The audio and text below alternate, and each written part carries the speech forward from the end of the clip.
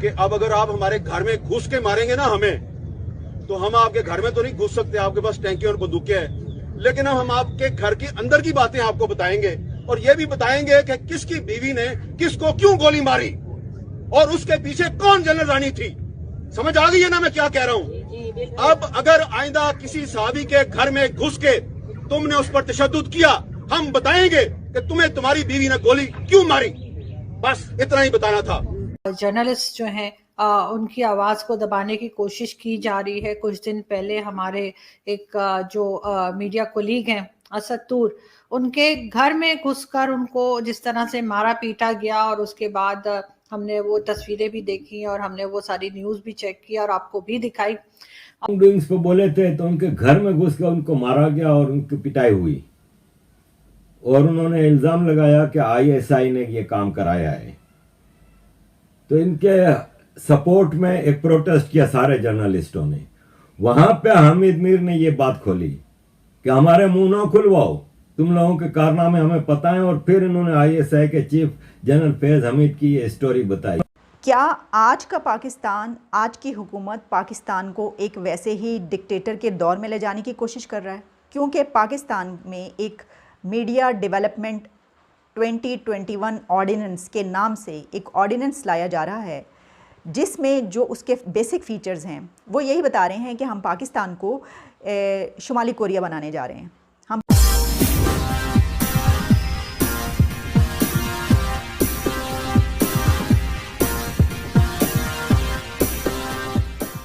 Agency जिसको कि पाकिस्तानी बड़े फख्र से कहते हैं कि दुनिया की नंबर 1 एजेंसी है और फलान है और ढुमकान है और हमारे बहादुर फौजी और फलान ढुमकान, आज उस एजेंसी आईएसआई के चीफ जनरल फैज हमीद हमारे बहादुर सिपाही की बहादुरी की कुछ दास्तानें सुनाओ। इस फौज की ये हिस्ट्री रही है कि ये हमेशा पीठ पे गोली खाते हैं, भागते हैं, हथियार फेंक के, अपनी लाशें छोड़ के, 71 में हथियार फेंक के, कारगिल में लाशें छोड़ के वापस आए, 26/11 किया, उसमें अपनी लाशों को कबूल करने से इनकार किया। ये वो बहादुर फौजी हैं। जनरल फैज हमीद जो आज आईएसआई के चीफ हैं, ये जब आईएसआई के डेप्यूटी थे, आज से 2-3 साल पहले की बात है, तो ये खादिम हुसैन रिजवी, जिसको कि मैं खादिम गालवी कहता हूं, जो मर गया, लब्बैक का चेयरमैन, इसका मुरीद है ये। इनका इस्लाम, इनका सब ढकोसला, वर्दी पहने हुए बुजदिल नपुंसक। ये आज से 2.5-3 साल पहले इनकी बेगम ने कहा कि मैं जा रही हूं जरा काम से शॉपिंग के लिए।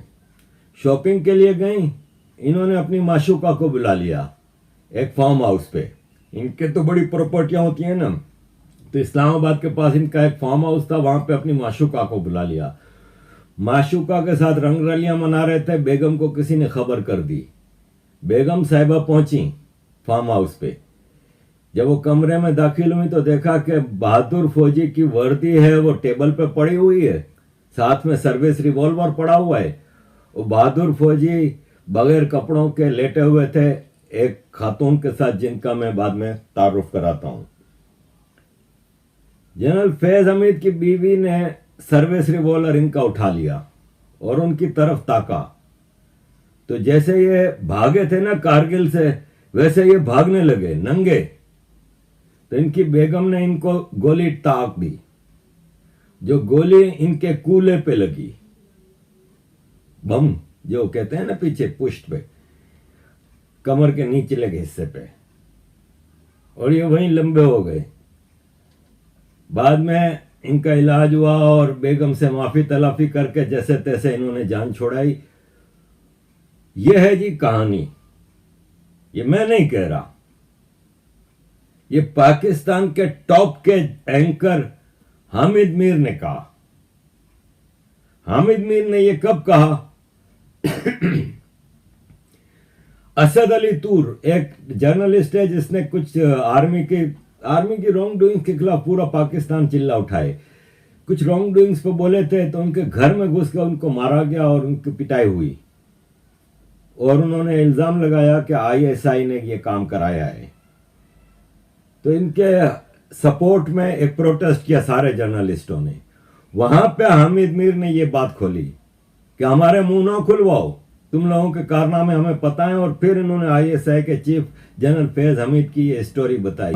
इन भिखारियों का जो बड़े बड़े मिसाइल लेके बैठे हैं, एटम बम लेके बैठे हैं, टैंक हैं तो एयर जेट हैं तो फाइटर जेट हैं तो ड्रोन हैं तो सब कुछ है, खाने को रोटी नहीं है। इन भिखारियों के बारे में आसमा जहांगीर ने सही कहा था, और आसमा जहांगीर को भी इसीलिए मार दिया गया। आसमा जहांगीर ने कहा था कि इस मुल्क में औरतों के राइट्स के लिए बात करना, माइनॉरिटीज के राइट्स के लिए बात करना, हर चीज में रिस्क है। सच बोलना रिस्क है, लेकिन आप एक वेजिटेबल, एक सब्जी की तरह पड़े रहेंगे तो फिर आप सही है, वरना आप इस मुल्क में बोलेंगे तो खतरे में आएंगे। तो ये खतरे में आए। हामिद मीर ने ये बात की तो हामिद मीर को आज जियो ने नौकरी से निकाल दिया। कैपिटल टॉक जो आमिर मीर का प्रोग्राम है वो मुशर्रफ के दौर से भी पहले की बात है। जब से ये इलेक्ट्रॉनिक मीडिया आए हैं, जियो का चैनल लॉन्च हुआ है, तब से ये चल रहा था। आज उसको नौकरी से निकाल दिया। यह है freedom of speech in Pakistan. Pakistan बिल्कुल तबाही के दिहाने पे आ चुका है, जिसके जनरल माल बनाने पे और अय्याशियों में लगे हुए हैं। उस पाकिस्तान को कोई नहीं बचा सकता। अजीज दोस्तों, थैंक यू। क्या आज का पाकिस्तान, आज की हुकूमत पाकिस्तान को एक वैसे ही डिक्टेटर के दौर में ले जाने की कोशिश कर रहा है? क्योंकि पाकिस्तान में एक मीडिया डेवलपमेंट 2021 ऑर्डिनेंस के नाम से एक ऑर्डिनेंस लाया जा रहा है, जिसमें जो उसके बेसिक फीचर्स हैं वो यही बता रहे हैं कि हम पाकिस्तान को शुमाली कोरिया बनाने जा रहे हैं, हम पाकिस्तान को नॉर्थ कोरिया बनाने जा रहे हैं, हम पाकिस्तान को स्टोन एज में लेकर जा रहे हैं। एक ऐसी स्टोन एज जिसमें एक डिक्टेटर, एक बादशाह होता है जो वो कहता है कि जो मैं कहूँगा वही तुम बोलोगे, जो मैं कहूँगा वही तुम सुनोगे। तमाम सहाफ़ी तो होंगे ही नहीं, सहाफ़त होगी नहीं, तमाम लोगों के मुंह पर ज़िप होगी, आंखों पर पट्टी बंदी होगी और सिर्फ कानों में वही सुनाई देगा जो कि हुकूमत कह रही होगी। और ज़ाहिर है कि जो आपको सुनाई देगा वही आप बोलेंगे। आप पाकिस्तान को पूरी दुनिया में जग हंसाई का एक तरीका बनाना चाह रही हैं ऑर्डिनेंस ला के।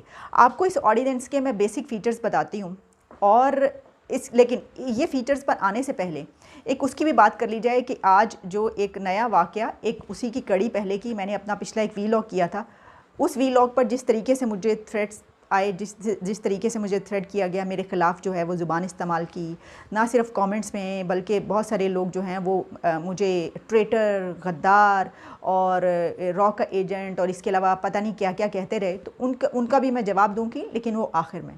पहले मैं बात करूंगी जो सीनियर जर्नलिस्ट हामिद मीर को उनके प्रोग्राम से हटा दिया गया, उनसे उनका प्रोग्राम वापस ले लिया गया है और कोई इसके लिए मुद्दत मुतय्यन नहीं है। ये नहीं पता 1 हफ़्ते के लिए, 2 दिन के लिए, या फिर ये सज़ा जो है जो उनको पनिश किया जा रहा है वो 1 साल के लिए, या कभी अब दोबारा जो है उनको ये प्रोग्राम मिलेगा ही नहीं। इसके बारे में हमें नहीं मालूम, लेकिन ये ज़रूर पता चल चुका है कि उनको उनके प्रोग्राम से हटा दिया गया। अच्छा, अब इसमें 2 चीज़ें हैं। एक तो ये है कि जो इदारा है जियो टेलीविज़न चैनल, जो कि पाकिस्तान का बहुत बड़ा चैनल है, उसको ये क्लैरिफाई करना चाहिए कि उन्होंने ये कदम क्यों उठाया। क्या उन्होंने ये कदम किसी के दबाव पर उठाया है? किसी इदारे की तरफ से उन पर दबाव है और ये कहा जा रहा है कि क्योंकि इन्होंने उस इदारे के ख़िलाफ़, फ़ौज के ख़िलाफ़, स्टैब्लिशमेंट के ख़िलाफ़ ऐसी ज़ुबान इस्तेमाल की, इसलिए इनको ये इस इदारे पर अब जो है वो नहीं कर सकते, उनके ऊपर ये प्रेशर है और इसलिए उन्होंने ऐसा किया। लेकिन मसला ये कि जाहिर है कि यहाँ पर चैनल्स पर प्रेशर होता है तो वो नहीं बता पाते। जाहिर है जब वो बगैर बताए उनको निकाल रहे हैं तो बताएंगे कैसे। अच्छा, दूसरी बात ये कि फिर उनको ये क्लैरिफाई करना चाहिए कि आया उस जर्नलिस्ट ने बहुत बड़ा कोई सच बोल दिया है, कोई बिटर ट्रूथ है जो वो उन सामने ले आया है, कोई ऐसी बात बोल दी है जो कि पब्लिक के सामने करने वाली नहीं थी, कोई ऐसी बात उन्होंने बोल दी है, इस वजह से उनको ये जो है वो पनिश किया जा रहा है, इस वजह से उनको निकाला। या फिर ये Pakistan media development authority ordinance 2021 की, इसके बेसिक फ़ीचर्स क्या हैं?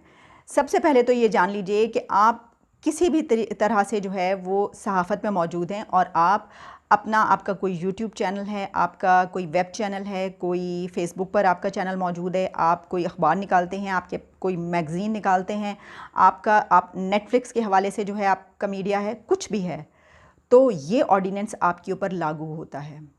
आप सहाफ़त की कोई भी किसी भी ब्रांच से आपका ताल्लुक़ है, आप वो करने लगें तो ये आपके ऊपर लागू होता है। इसलिए आपका इसको ये ऑर्डिनेंस बाकी तमाम अथॉरिटीज़ को ख़त्म कर देगा। जब ये ऑर्डिनेंस लागू होगा तो जितनी पैमरा है और दीगर मीडिया की रेगुलेटरी अथॉरिटीज़ हैं वो सब ख़त्म हो जाएंगी और सब की जगह ये ले लेगा और उन सब के जो इख्तियारात हैं, राइट्स, इसके पास आ जाएंगे। इसको ही हक हासिल होगा कि ये मीडिया और सहाफ़त के हवाले से जर्नलिज़म पाकिस्तान जो कुछ भी जिस तरह चल रही है उसको इसने किस तरीके से रेगुलेट करना है। सिर्फ ये एक अथॉरिटी होगी, वो ये होगी ऑर्डिनेंस। देखिए ऑर्डिनेंस क्या होता है? ऑर्डिनेंस वो होता है जिसके खिलाफ बात ना की जा सके। एक होता है कानून। कानून जब लाया जाता है, ऑर्डिनेंस ना मार्शल लॉ दौर में आते हैं। मार्शल लॉ के जो डिक्टेटर होते हैं ना वो कहते हैं कि ऑर्डिनेंस ले आओ, इसकी वजह कि उसके खिलाफ कोई बात ही नहीं कर सकता। कानून लाने की बात नहीं होती, ऑर्डिनेंस लाने की बात होती। मुझे याद है कि जब ये बात की जाती थी कि जनाब जो ज़ियाउल हक साहब हैं वो अपने दौर में एक ऐसा ऑर्डिनेंस लाए थे, एक रेफरेंडम भी करवाया था उन्होंने। ऑर्डिनेंस तो उन्होंने कई एक जारी किए थे लोगों, हर तरह से लोगों पे पाबंदी लगाने के लिए, लेकिन एक रेफरेंडम करवाया था जिसमें उन्होंने ये कहा था कि आपने जो है ज़ियाउल हक के अगेंस्ट में करना है या हक में करना है। अगर आप मुसलमान हैं तो ज़ियाउल हक के हक में येस कीजिए और अगर आप नो करेंगे तो आप मुसलमान नहीं हैं। अब आप सोचिए कि इस तरह का रेफरेंडम करवाना कि आप अगर उनके अगेंस्ट जाएंगे तो आप मुसलमान ही नहीं हैं। तो ये ऑर्डिनेंस भी कुछ ऐसा ही है। इसके जर्नलिस्ट जो हैं उनकी आवाज़ को दबाने की कोशिश की जा रही है। कुछ दिन पहले हमारे एक जो मीडिया कोलीग हैं असद तूर, उनके घर में घुसकर उनको जिस तरह से मारा पीटा गया और उसके बाद हमने वो तस्वीरें भी देखी और हमने वो सारी न्यूज़ भी चेक की और आपको भी दिखाई। और यहाँ पे एक बहुत वाज़े तौर पे बहुत प्रोमिनेंट तरीके से दो ग्रुप बन गए, जिसमें कि एक सहाफ़ियों का भी, यानी जो जर्नलिस्ट हैं उनका भी एक वो ग्रुप था जो असद तूर को डिफेंड कर रहा था, असद को सपोर्ट कर रहा था, और एक ग्रुप वो बन गया जो यूथियों का था और वो मुसलसल जो है वो असद की बात के ऊपर जो है वो कुछ ना कुछ गलत और उल्टी ही बात कर रहे थे। लेकिन बहुत से सीनियर जर्नलिस्ट जो हैं उन्होंने वो सामने आए और उन्होंने आगे बढ़कर जो है वो बात की और असद का साथ दिया। उसमें एक प्रोमिनेंट नाम है जी हामिद मीर साहब का। हामिद मीर साहब पाकिस्तान के जाने पहचाने जर्नलिस्ट हैं। अपना एक टॉक शो जियो टीवी से कैपिटल टॉक के नाम से करते हैं काफ़ी टाइम से, और हामिद मीर साहब को हमने असद के साथ आगे जो है ये जो एक जर्नलिज्म और एस्टैब्लिशमेंट की लड़ाई है उसमें आगे बढ़कर बात करते हुए देखा। सबसे पहले हम देखते हैं कि हामिद मीर साहब ने एक क्लिप में आपको दिखाती हूँ कि क्या बात की जब यहाँ इस्लामाबाद प्रेस क्लब के सामने प्रोटेस्ट किया गया असद तूर के लिए। तो हामिद साहब ने क्या कहा? थोड़ी सी बात किया ना, मैंने उसको जरा थोड़ा आगे बढ़ा दिया है कि अब अगर आप हमारे घर में घुस के मारेंगे ना हमें, तो हम आपके घर में तो नहीं घुस सकते, आपके पास टैंकी और बंदूकें हैं, लेकिन हम आपके घर की अंदर की बातें आपको बताएंगे और ये भी बताएंगे कि किसकी बीवी ने किसको क्यों गोली मारी और उसके पीछे कौन जनरल रानी थी। समझ आ गई है ना मैं क्या कह रहा हूं?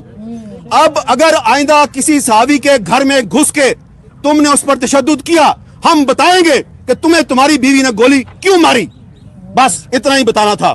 Thank you very much. जी, तो आपने सुना हामिद मीर साहब ने क्या कहा। ये जस्ट 1-2 दिन पहले की बात है। हामिद मीर साहब ने जो प्रोटेस्ट हो रहा था इस्लामाबाद प्रेस क्लब में उसमें ये बात की, और इस बात के फौरन ही बाद आज यानी ठीक 1 दिन के बाद जो है हामिद मीर साहब का शो जो जियो टीवी से आता है कैपिटल टॉक, वो बंद कर दिया गया है। जाहिर है हामिद मीर साहब जो बात कर रहे थे, जिस तरह से वो बता रहे थे कि कौन से फौजी हैं, कौन से जनरल हैं जिनकी बीवी ने उनको गोली मारी है और कहाँ गोली मारी है, क्यों गोली मारी है, वो उन्होंने ये कहा कि हम घर में घुस के तो नहीं मार सकते आपको, लेकिन आपके घर की बातें हम बाहर जरूर ला सकते हैं और हमें पता है कि किसकी बीवी ने किसको किस लिए गोली मारी। तो बिल्कुल हामिद मीर साहब ने ये बात की और उसका रिजल्ट ये हुआ कि आज से उनका शो जो है वो बंद कर दिया गया है, उनको बैन कर दिया गया है जियो टीवी पे, मीडिया पे वो नहीं आ सकते। फवाद चौधरी जो हमारे एक फालतू से मिनिस्टर हैं, जिनका ये कहना है कि क्योंकि तलत हुसैन जो है वो टीवी पे नहीं आते तो तलत हुसैन जर्नलिस्ट नहीं है। इसी तरह से मेरा ख्याल है अब वो हामिद मीर साहब के लिए भी यही कहेंगे कि क्योंकि हामिद मीर साहब जो हैं वो टीवी पर नहीं आते इसलिए वो भी जर्नलिस्ट नहीं है। सोचने वाली और देखने वाली बात यह है कि पाकिस्तान में हर तरह से मीडिया को मुसलसल दबाया जा रहा है, मीडिया को रोका जा रहा है, बात नहीं करने दी जा रही है।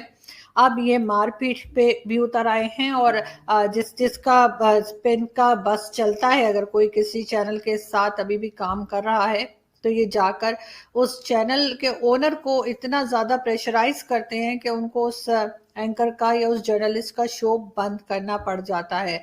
लेकिन ये बात इन लोगों को समझ नहीं आ रही है। जो रिटायर्ड जनरल और रिटायर्ड फौजी हैं हमारे, या एस्टैब्लिशमेंट है, या जो डीप स्टेट और ये वो वगैरह जो भी हमारे यहाँ ये सब कुछ कर रहे हैं, जो कि बाद में आईएसआई की तरफ से भी स्टेटमेंट आया था जिसमें उन्होंने कहा कि जी हमने असद तूर को नहीं मारा।